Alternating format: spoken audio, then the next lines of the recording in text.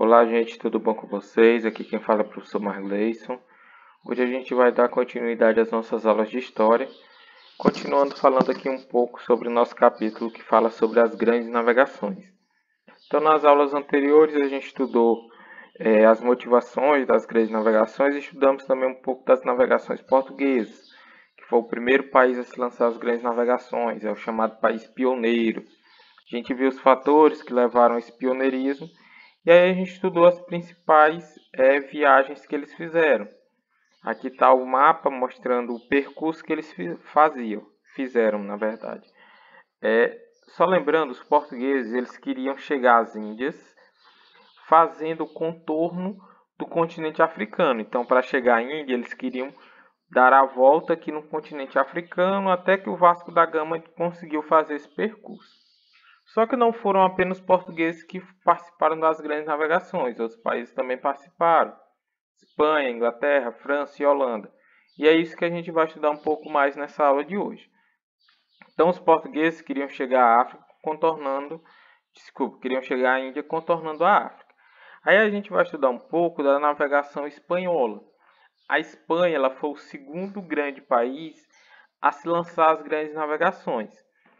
A Espanha foi a segunda a iniciar, ela estava um pouco atrasada porque o governo espanhol estava participando de uma série de guerras para expulsar os muçulmanos do território que eles ocupavam lá na Espanha, e isso fez com que eles ficassem um pouquinho para trás dos portugueses.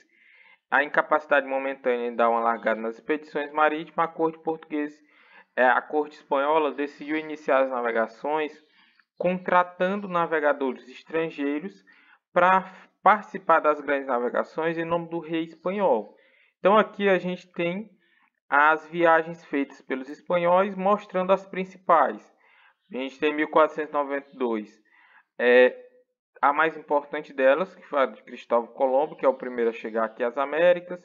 A gente tem um outro grande destaque, que é o Fernão de Magalhães, que vai conseguir fazer a primeira viagem de circunnavegação do nosso planeta. Ele viajou e fez o contorno do planeta inteiro até voltar para a Espanha.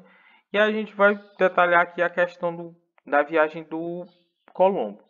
Cristóvão Colombo ele era um navegador da cidade de Gênova, na Itália, e que foi contratado pelos espanhóis para chegar, para ir descobrir o caminho para as Índias. Só que o Cristóvão Colombo ele tinha uma ideia diferente de como chegar às Índias. Ele queria fazer uma viagem de circunnavegação. Ele defendia a ideia de que a Terra era redonda. Então ele falava o seguinte: se eu for por um lado e a Terra for redonda, eu vou dar uma volta e vou chegar lá do outro lado. Então se eu sair da Espanha aqui e eu for reto, eu vou dar uma volta na Terra e vou sair aqui do outro lado até chegar às Índias. E com essa ideia ele partiu da Espanha com 3 caravelas, que eram chamadas de Santa Maria, Pinta e Nina.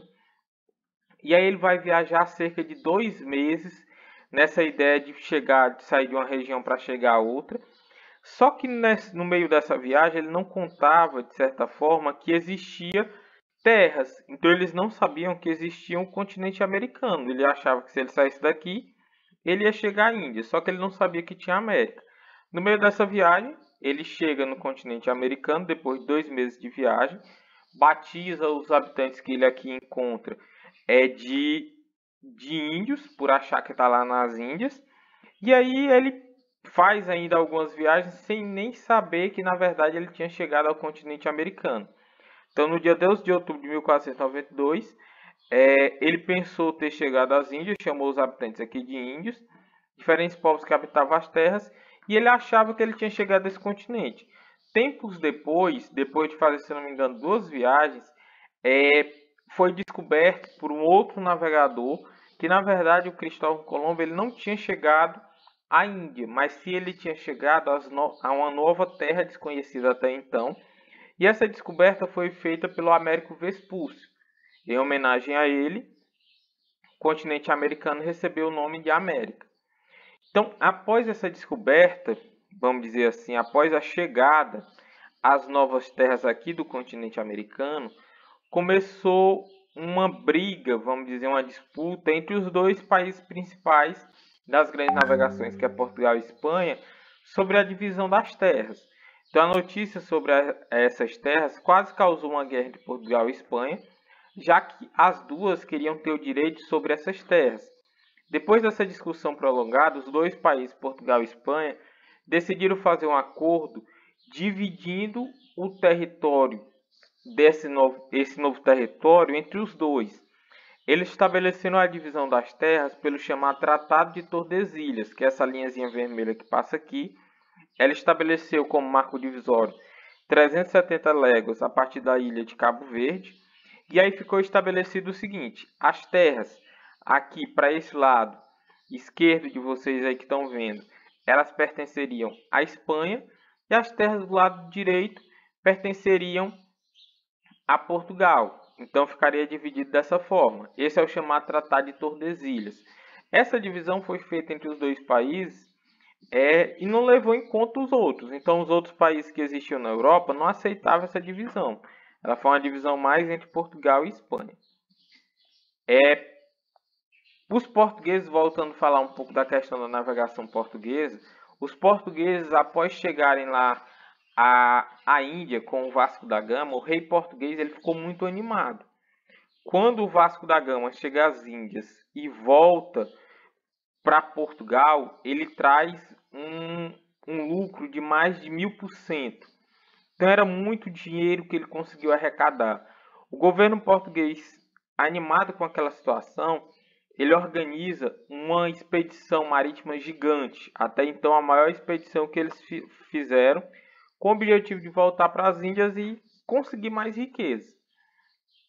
Então, ó, o que fala aqui? Preocupado com a concorrência, o rei português D. Manuel enviou uma expedição às Índias a fim de firmar o comércio de português com o Oriente.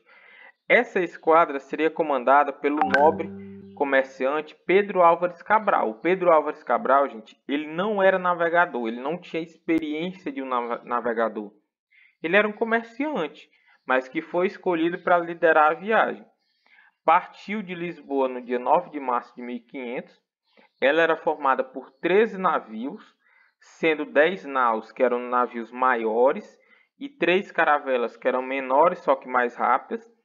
Cerca de 1.500 homens, incluindo cartógrafos, que eram que desenhavam os mapas, padres, soldados, escrivão, navegadores experientes, como o próprio Bartolomeu Dias, que foi o primeiro a chegar lá ao Cabo das Tormentas.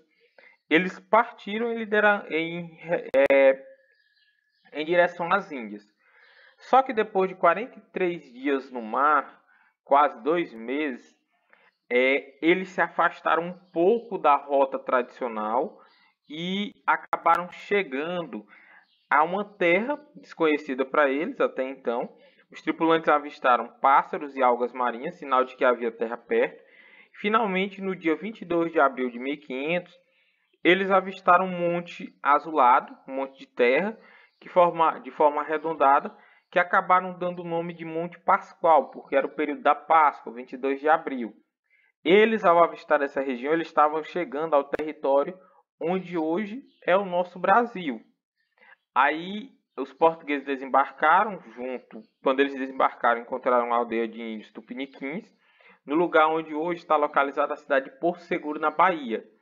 A primeira coisa que os portugueses fizeram ao chegar ao nosso território foi logo colocar uma cruz de madeira, demonstrando a questão da importância da Igreja Católica e tomar posse em nome do rei português.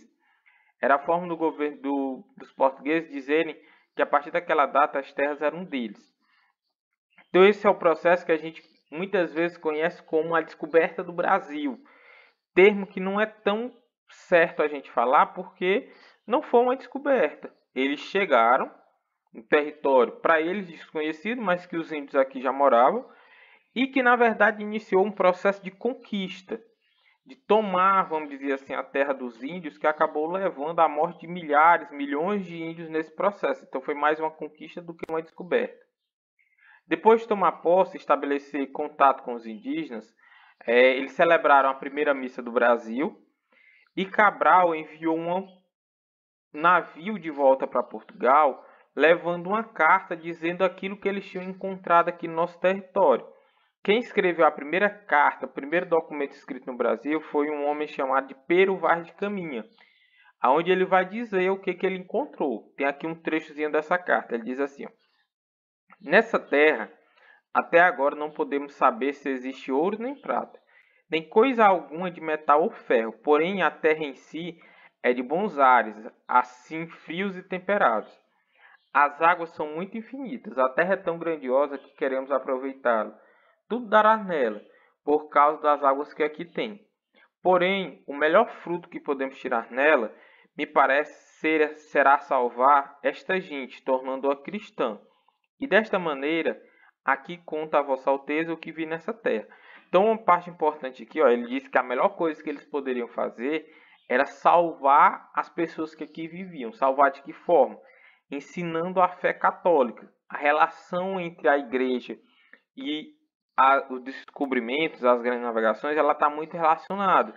Então, para eles era um fato importante ensinar o catolicismo para essas pessoas. Outros países também participaram das navegações, como ingleses, franceses e holandeses. Só que esses com menos destaque, porque portugueses e espanhóis já tinham ocupado, já tinham chegado a boa parte dos territórios aqui da América.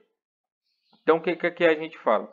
Ingleses, franceses e holandeses, também cobiçavam especiarias orientais, para chegar a elas, navegaram em direção ao ocidente por diversos caminhos. Então, eles fizeram mais ou menos a viagem feita pelos espanhóis, tentando ir para uma direção para chegar do outro lado. Em 1497, o navegador genovês Giovanni Caboto, navegando a serviço da Inglaterra, tentou em vão encontrar uma passagem para o Oriente pelo extremo norte. Ele não conseguiu encontrar, já que no extremo norte a gente tem o Canadá e os Estados Unidos, e ele chegou nessa região. Em 1434, o navegador francês Jacques Cartier também tentou chegar ao Oriente pelo extremo norte. Ele explorou o rio São Lourenço e tomou posse em nome do rei da França, de parte dos atuais Canadá e Estados Unidos. A Holanda lançou suas navegações no final do século XVI, então bem mais atrasado. Mas em poucas décadas conquistou áreas ricas em especiarias em diversos continentes. Após as grandes navegações, o Atlântico passou a ser mais importante que o Mediterrâneo, como via de comércio. E muitos povos asiáticos, africanos e americanos foram dominados e escravizados pelos europeus, que essa é uma das consequências das navegações, a conquista desses povos pelos europeus. Então, gente, resumidamente, esse foi o final do nosso capítulo sobre as grandes navegações. Espero que vocês tenham entendido. Qualquer dúvida que tenha ficado, pode entrar em contato, estou à disposição de vocês.